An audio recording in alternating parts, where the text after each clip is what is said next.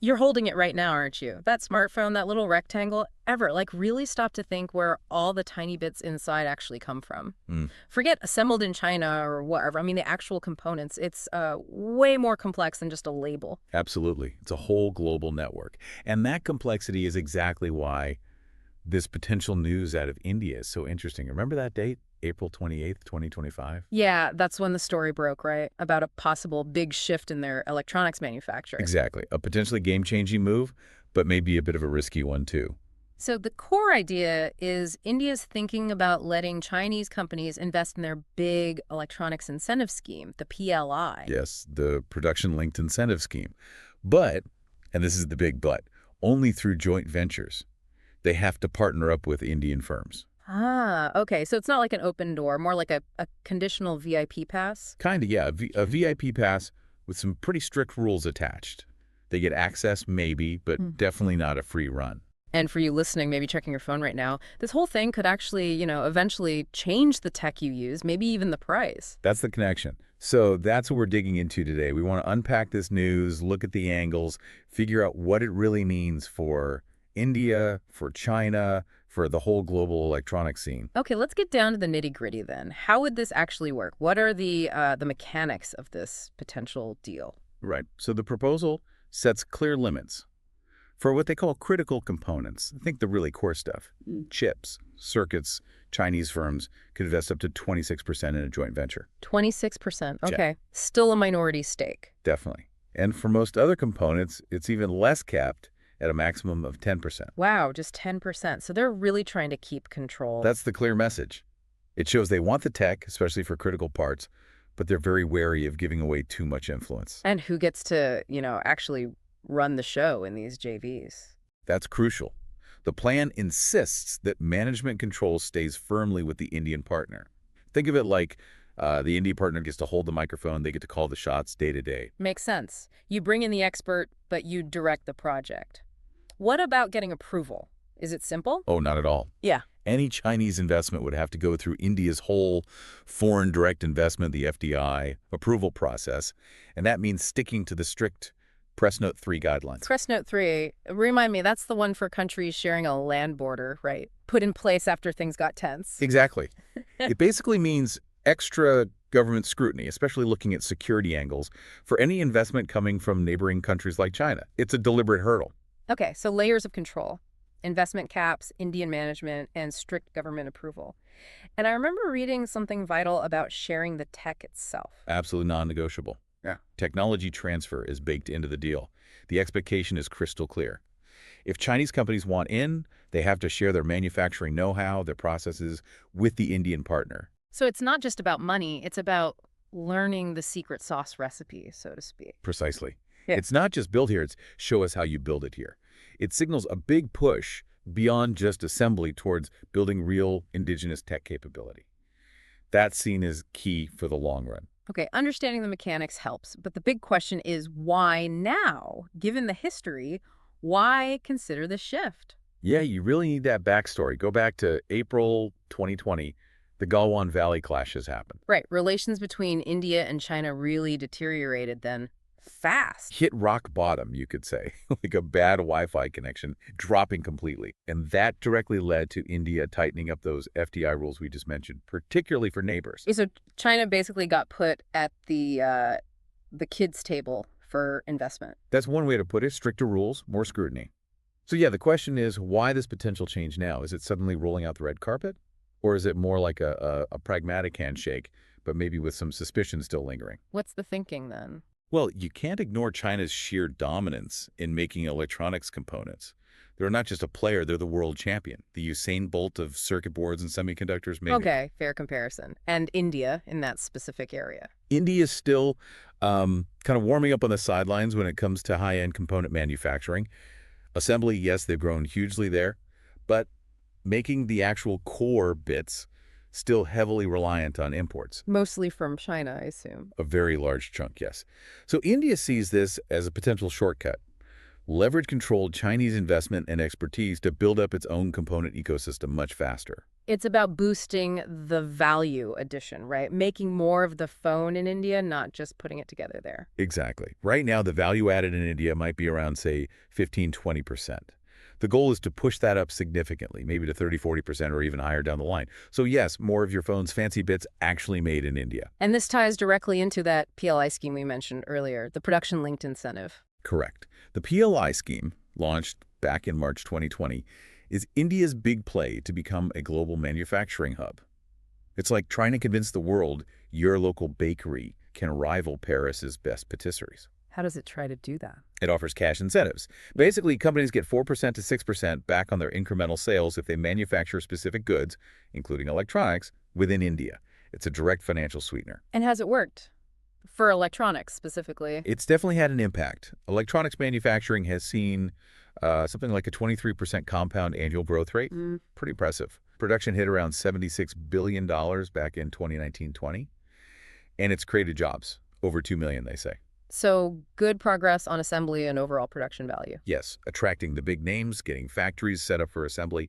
But again, the core issue remains too much reliance on imported components. That's the gap they need to fill. Hence, potentially inviting the neighbor with the really advanced lawnmower, so to speak. Even if you're a bit wary of the neighbor. Precisely. You need the lawnmower, or in this case, the component tech. Okay, let's just recap those rules quickly because they seem critical.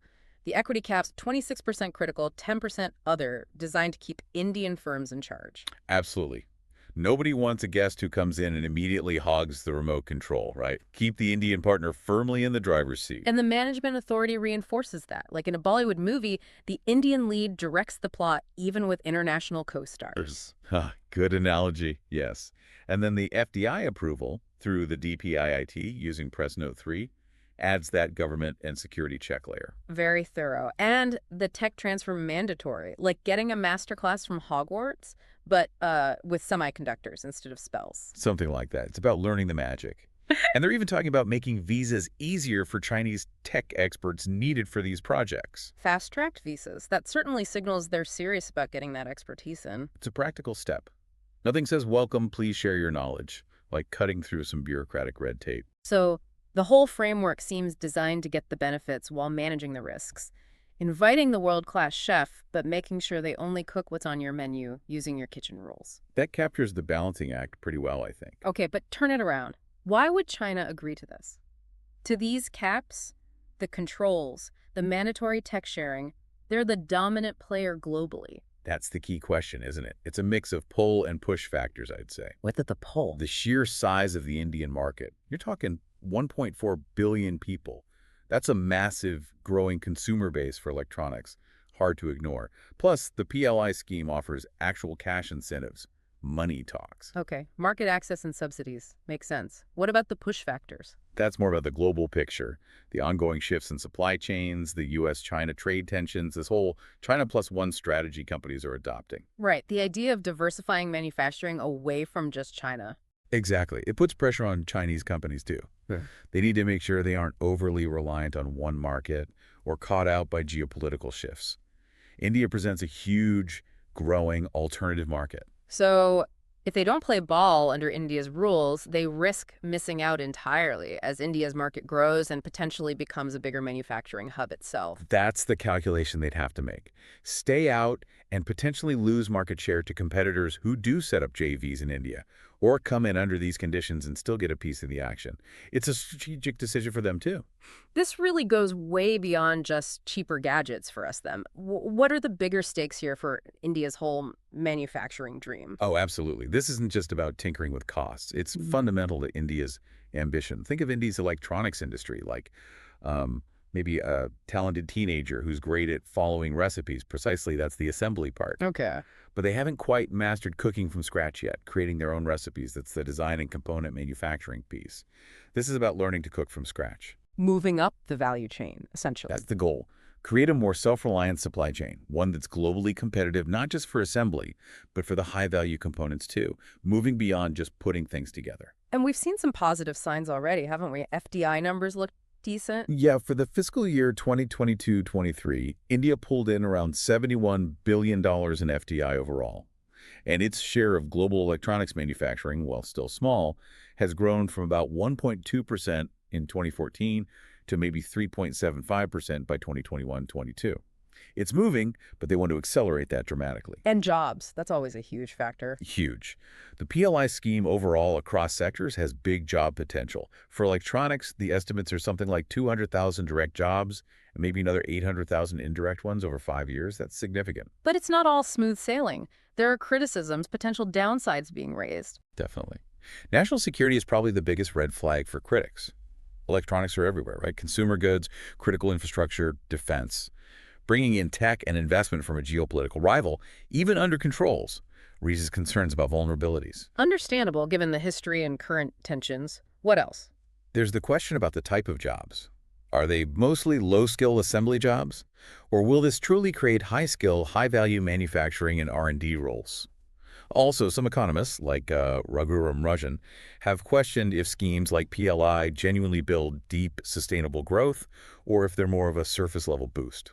So skepticism about the real depth of the progress. When this news first surfaced back on April 28th, what was the reaction like, say, online?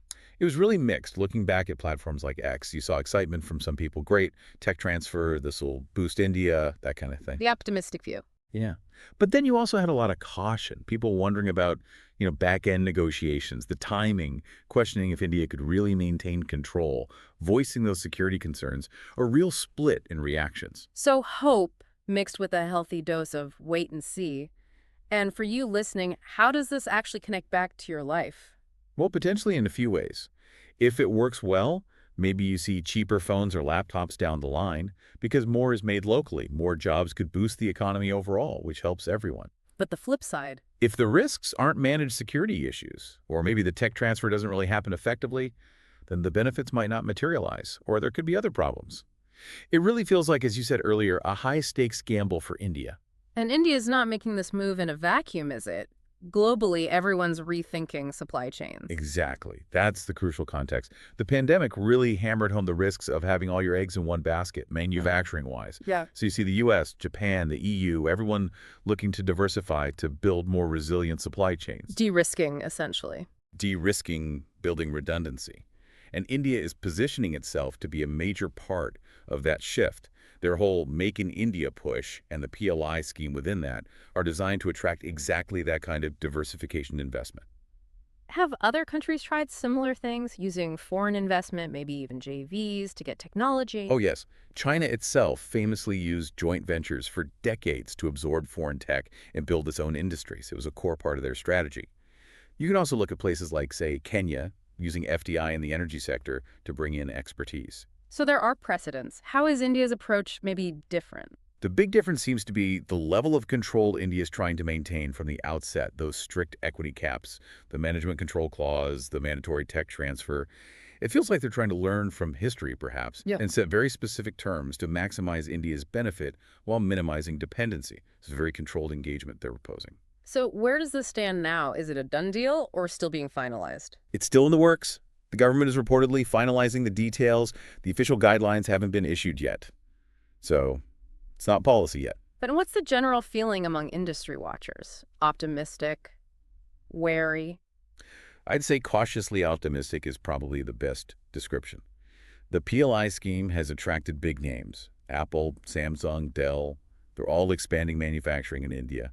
So there's a track record suggesting incentives can work. But success here really depends on the execution, doesn't it? Absolutely critical. It all comes down to how it's implemented.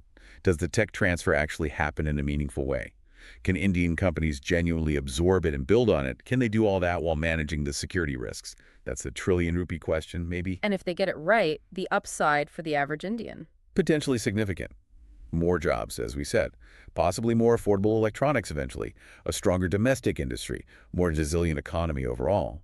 But yeah, it's a very delicate balancing act, like walking a tightrope, Yeah. maybe during a monsoon. Huh. Okay, so summing it all up, India is considering this really bold move, letting Chinese firms into the electronics components game via these tightly controlled joint ventures. It's ambitious, potentially transformative, but definitely carries risks. That hits the nail on the head. It's this core tension.